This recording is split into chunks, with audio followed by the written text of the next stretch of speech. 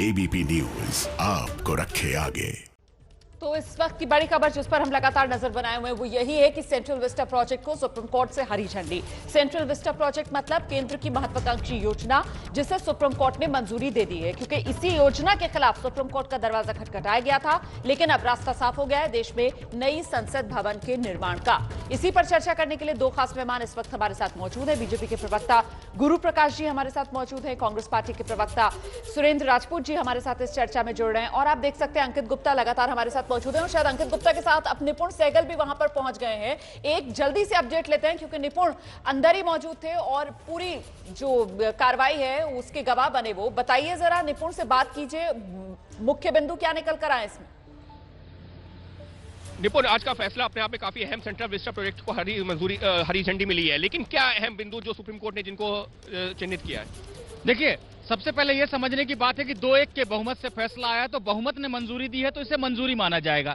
जितनी भी बातें थी कि पर्यावरण क्लियरेंस नहीं लिया गया है, पब्लिक पार्टिसिपेशन नहीं हुआ, पहले लैंड यूज चेंज किया डीडीए ने उस इलाके का, इन बातों को सुप्रीम कोर्ट ने माना है कि नहीं, इनमें कोई कमी नहीं है।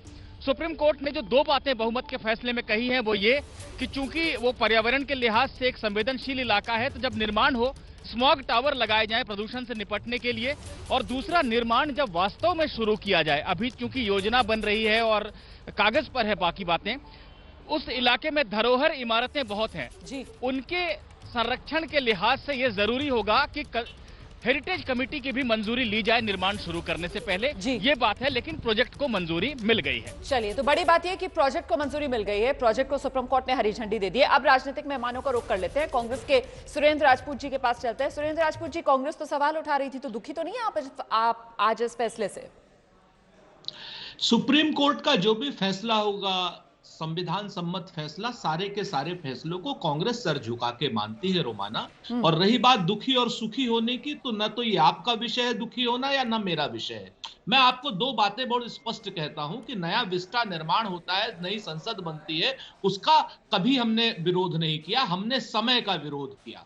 जिस समय देश लगातार फाइनेंशियल गर्त में जा रहा है, जिस समय कोरोना काल में इस तरीके की स्थितियां आ रही हैं कि हम एक रुपए की बोरोइंग हम पूरी दुनिया से कर रहे हैं, जिस समय देश में कोरोना के काल में पूरी इंडस्ट्री ठप पड़ गई है, पूरी खेती किसानी ठप पड़ गई है, और जिस समय अर्थव्यवस्था इस गर्त में है, ऐसे समय में 20,000 करोड़ का एक बड़ा प्रोजेक्ट लाना, क्या ये उचित है? हमने समय पर खाली सवाल उठाए हैं, हमने सुप्रीम कोर्ट पर या इस विस्टा प्रोजेक्ट पर कोई सवाल नहीं उठाए। मैं जवाब ले लेती हूं। गुरु प्रकाश जी, कांग्रेस कह रही है कि सही गलत को लेकर हमने सवाल ही नहीं उठाया, हमने तो टाइमिंग को लेकर सवाल उठाया। ऐसा है प्रॉक्सी इंडिविजुअल के द्वारा इस प्रोजेक्ट का विरोध करता आया था।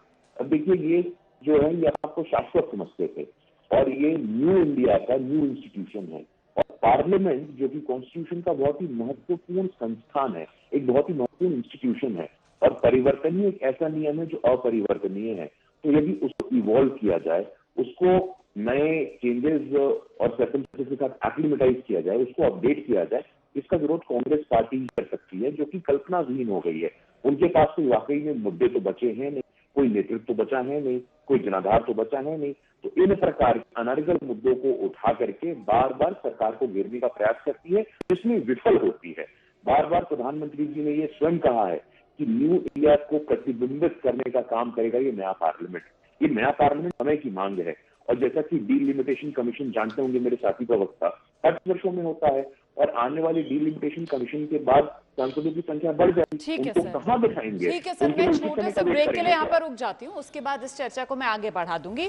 तो आपने सुना, बीजेपी कह रही है ये समय की मांग, और कांग्रेस कह रही है समय पर ही तो हम सवाल उठा रहे थे, हम सही गलत पर सवाल नहीं उठा रहे हैं। तो इस वक्त की बड़ी खबर यही है कि नई संसद भवन के निर्माण को सुप्रीम कोर्ट की तरफ से हरी झंडी दे दी गई है। जी हां, सेंट्रल विस्टा प्रोजेक्ट जिसे चुनौती दी गई थी सुप्रीम कोर्ट में, सुप्रीम कोर्ट ने उसे आज मंजूरी दे दी है। इसी पर चर्चा कर रहे हैं दो खास मेहमान, आप देख सकते हैं इस वक्त मेरे साथ मौजूद है। सुरेंद्र राजपूत जी, आप टाइमिंग पर सवाल उठा रहे हैं, बीजेपी कह रही है साहब समय की मांग है ये, कांग्रेस क्या वक्त की नब्ज को पकड़ नहीं पा रही है सर? अब देखिए, भारतीय जनता पार्टी के हिसाब से हो सकता है समय की मांग हो। समय की मांग तो मोहम्मद बिन तुगलक की भी थी, राजधानी दिल्ली से दौलताबाद ले जाने की। लेकिन उस समय की मांग ने देश का कितना नुकसान किया वो देखने वाली बात है। और इसी तरीके से जिस समय एक पूरे दुनिया पर और देश पर अर्थव्यवस्था की आपदा आई हुई हो रोमाना, उस ड्यूरेशन में इस तरीके के प्रोजेक्ट्स को लागू करना ये सरकार का विशेषाधिकार हो सकता है। सरकार अपने या कुछ लोग अपना नाम वहां पर लिखवाना चाहते हैं। गुरु प्रकाश जी के पास तो लिए चलती हूँ इस चर्चा को। अब गुरु प्रकाश जी, तुगलक से यहाँ पर कंपैरिजन, तुलना, तुगलकी फरमान का जिक्र कर रहे हो? देखिए, तो दुर्भाग्य ही है ना, हम लोगों का जो भी प्लान है, जो भी स्ट्रैटेजी है, बहुत ही कैलिब्रेटेड होता है। ऐसा नहीं कि 1991 में देश का सोना गिरवी रखना पड़ जाए तब इकोनॉमिक रिफॉर्म्स करेंगे। ये बहुत ही दुर्भाग्य है। थोड़ा इतिहास में जाना चाहिए, थोड़ा आत्ममंथन करना चाहिए। सुरेंद्र जी वरिष्ठ नेता हैं, इन कुछ तथ्य मैं आपके सामने रखना चाहूंगा। देखिए, ये जो संसद का भवन है, ये 100 साल पुराना है। 1921 में इसकी नींव रखी गई थी और आने वाले 2024 में डिलिमिटेशन होना है। 888 संसद लोकसभा में आने हैं और लगभग 300 राज्यसभा में आने हैं। 3 लोगों को कहां बिठाएंगे आप? और हमारे साथी प्रवक्ता बात कर रहे हैं कि इकोनॉमी पे क्या प्रभाव पड़ेगा। लगभग 11,000 लोगों को सीधे तौर पे रोजगार मिलेगा। अब रोजगार मिलेगा, इससे भी आपत्ति है। नया संसद बनेगा, इससे भी आपत्ति है। न्यू इंडिया को रिफ्लेक्ट करेगा, इससे भी आपत्ति है। तो मुझे समझ में नहीं आता रोमाना कि इनके क्या कंसर्न्स हैं। और जब कोई तर्क ना बचे विरोध करने का, तो फिर उसको तुगलकी फरमान कह दे सुरेंद्र राजपूत जी का।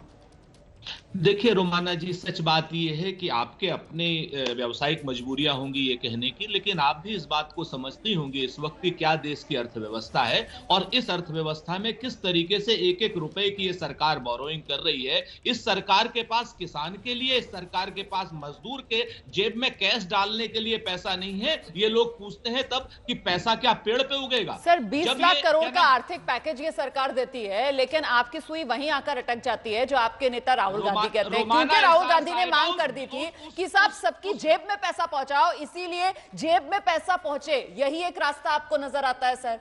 सर, मुझे लगता है आपको भी अपना नजरिया थोड़ा बड़ा करना चाहिए ना। आपकी भी राजनीतिक मजबूरियां हो सकती होंगी शायद राजपूत साहब, मैं समझ सकती हूं। जैसे आप सिर्फ और सिर्फ राहुल गांधी के दिखाए रास्ते पर चलना चाहते हैं, लेकिन फिर भी आपकी बात को मैं लेकर चलती हूँ गुरु प्रकाश जी के पास। आप जो सवाल उठा रहे हैं, बड़ा मजबूरी वाले हालात है, आर्थिक हालात आप देख लीजिए किस तरीके के हैं। इस वक्त तो सीधा पैसा पहुंचा देना चाहिए था गरीब किसान की जेब में, लेकिन सरकार ये फिजूल खर्ची कर रही है। गुरु प्रकाश जी आइए। नहीं, निश्चित रूप से, और बड़ा अच्छा सवाल उठाया है आपने। और सुरेंद्र जी से हमारी और भी वार्ता हुई थी और मैंने इनको स्पष्ट रूप से बताया था 18,000 करोड़ पीएम किसान सम्मान निधि योजना से लगातार पूरे कोरोना संक्रमण में प्रधानमंत्री गरीब कल्याण योजना, प्रधानमंत्री गरीब कल्याण रोजगार योजना, लगभग हम लोग 80 करोड़ गरीब लोगों तक पहुंचे हैं। इसलिए आप लोगों से हमें ये ज्ञान लेने की आवश्यकता नहीं है। लेकिन जब भी देश में नवाचार होता है, नई बिल्डिंग आती है, कोई इनोवेशन होता है, वैक्सीन का नया अभी हम लोगों के सामने है, कोई वैक्सीन के प्रोजेक्ट को ये लोग विरोध कर रहे हैं, मुझे समझ नहीं आता है। इतनी अवैज्ञानिक सोच। और इनके बड़े बड़े नेता, भाई बड़े वकील जयराम रमेश, बड़े वकील कपिल सिब्बल जी, बड़े वकील आनंद शर्मा जी, ये पढ़े लिखे लोग हैं और ये लोग जब इतनी अवैज्ञानिक। चलिए सर, वैक्सीन पर चले जाएंगे या फिर और मुद्दों पर जाएंगे तो बहस भटक जाएगी। समय इतना ही हमारे पास। बात करने आए थे आज हम सेंट्रल विस्टा की, जिसे लेकर कांग्रेस की तरफ से टाइमिंग को लेकर बार बार सुरेंद्र राजपूत साहब कह रहे हैं वो सवाल खड़े कर रही थी, लेकिन आज हरी झंडी सुप्रीम कोर्ट से मिल गई है सेंट्रल विस्टा प्रोजेक्ट को, जो महत्वाकांक्षी प्रोजेक्ट केंद्र सरकार का।